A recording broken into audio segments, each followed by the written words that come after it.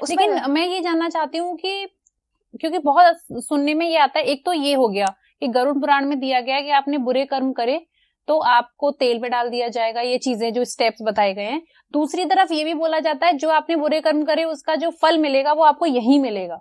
अच्छा, उसका क्या कारण है? 28 प्रकार के नरक हैं और हर नरक एक विशेष पाप के लिए बनाए गए हैं। किसी ने गौ हत्या की है, किसी ने लोगों को मारा है, उसे एक स्पेसिफिक नरक में डाला जाएगा जिसका नाम है कुंभी पाक। ओके, ठीक है। वो क्या है? उसमें गरम तेल में गिराया जाता है। किसी ने वेदों की निंदा की है, शास्त्रों की निंदा की है, ऋषियों की निंदा की है, उसे 80 पत्र वन में डाला जाता है। 80 पत्र वन में तलवार की तरह भोजपत्र, क्योंकि भोजपत्रों पे ही वेद शास्त्र लिखे गए थे। तो तलवार के समान तीखे होते हैं, उससे काटा जाता है। कब तक काटा जाता है? जब तक आपने इन सभी निंदाओं का आनंद लिया है लोगों के साथ। सबसे बड़ी बात है कि आप मर नहीं सकते लेकिन आपको कष्ट होगा। ये हो गया नरक का। लेकिन ये किसके लिए? कोई विशेष पाप इस जन्म में आपसे हुआ है, उस विशेष पाप को भोगोगे वहां। लेकिन आपका पाप जो पूरे जीवन भर हुआ है ना, उसे भोगने के लिए जन्म है। ओके। जैसे आपने कोई गलत काम कर दिया या हमसे कुछ गलत अपराध हो गया तो एक कानूनी आपको दंड मिलेगा, उम्र कैद हो गई। वो किसी एक दंड का है। ऐसे कई दंड आपके जीवन में होते हैं, अपराध होते हैं जिसका दंड भुगतने के लिए आपको दोबारा से जन्म लेना पड़ेगा। कभी कभी अनइंटेंशनली भी हो जाती हैं चीजें लोगों से। देखिए, ऐसा हो ही नहीं सकता कि बिना किसी उसके हो जाए। हमारे कर्म प्रारब्ध ही हमारे मन में विचार ऐसा लेकर आएंगे। But you need to change ना, मतलब कि हम लोग को चेंज करनी है वो चीजें तब चेंज होगी जब आप सकारात्मक मन और बुद्धि से वहां पर विराजमान होंगे, तभी आप अपने विचार अच्छे संतुलित कर सकते हैं। इसीलिए हम भगवान की सेवा करते हैं, भगवान की पूजा, भजन इत्यादि, जिससे हमारा मन और बुद्धि इतने अवेयर हो कि आपको समझ आए कि जो इस समय विचार चल रहा है वो आगे जाकर कर्म बनने वाला है। इसी से एक रिलेटेड एक क्वेश्चन करूंगी कि लोग बोलते हैं ना कि कुछ लोगों के ऐसे क्वेश्चंस हैं कि हमने तो इतने अच्छे कर्म किए हैं फिर भी हम ये कर रहे हैं, और दूसरे आदमी के लिए एक उंगली करते हैं कि उसने तो ऐसे ऐसे कर्म किए हैं फिर भी वो इतने बड़े स्टेज पे पहुंच गया, मतलब कि अच्छा पैसा है, नाम कमा रहा है, सब कुछ कर रहा है। वो क्या, मतलब लोगों को पता भी है कि उसने बुरे कर्म करे हैं फिर भी वो एक स्टेज पे है जहां पे वो उसको ना किसी की जरूरत है, उसके पास पैसा है, फैमिली है, सब कुछ है।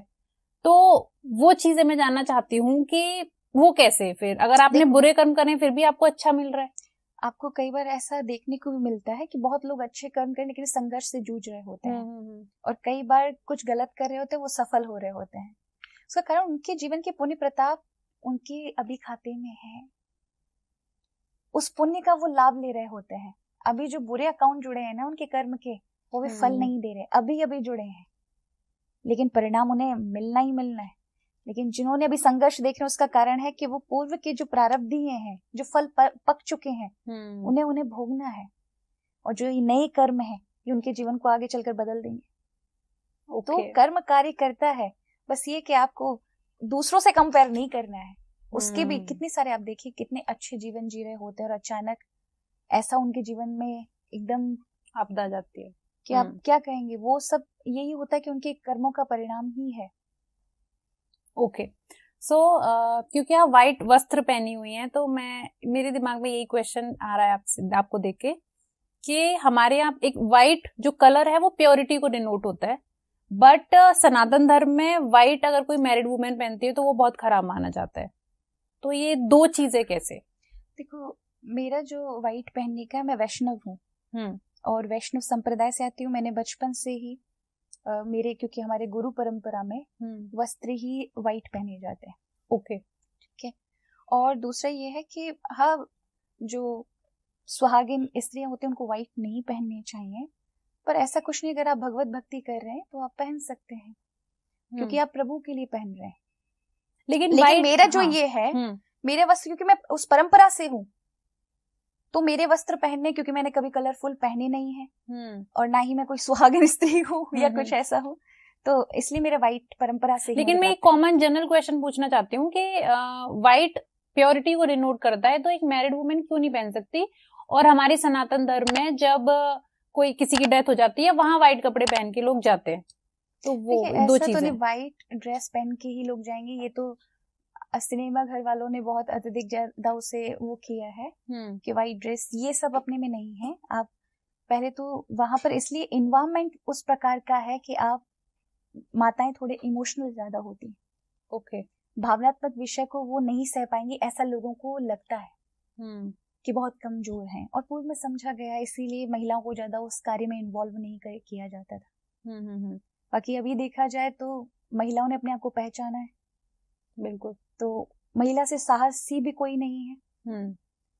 तो व्हाइट का ये है कि पहन सकते हैं अगर पहनना चाहे, लेकिन हमारे यहाँ सौभाग्य सूचक नहीं माना जाता।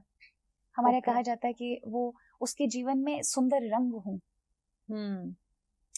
ये शांति का और प्रभु की ओर आध्यात्मिकता का प्रतीक माना जाता है। तो उसके लिए आध्यात्मिक, अगर वो किसी उसमें है, परिवार को लेके चल रही है, तो उसके जीवन में शांति हो, लेकिन वो पूरे परिवार को खुश माहौल दे सके, इसलिए उसे कलरफुल होना पड़ेगा। एक कॉन्सेप्ट ये भी आ सकता है कि उसके मतलब अगर पूरे परिवार को, बच्चे, फैमिली पूरी है, तो उसके जीवन में शांति हो ही नहीं सकती। ये भी कॉन्सेप्ट हो सकता है। नहीं, ऐसा कुछ नहीं है। देखो, बहुत बड़ा संघर्ष जीवन होता है। आप जब एक ने पूरी फैमिली को संभाल रहे होते हैं, उसमें आपको सबको खुश रखना होता है। बिल्कुल। और कई बार उसमें आप अपनी खुशी भी भूल जाते हैं। तो मैं ये कहूंगी कि वो भी बहुत आवश्यक है। और वैसे आपकी खुद की मर्जी है, आपको जो पहनना है वो पहने, किसी ने रोका नहीं है। लेकिन हमारे धार्मिक ग्रंथों में तो यही है कि आप सुंदर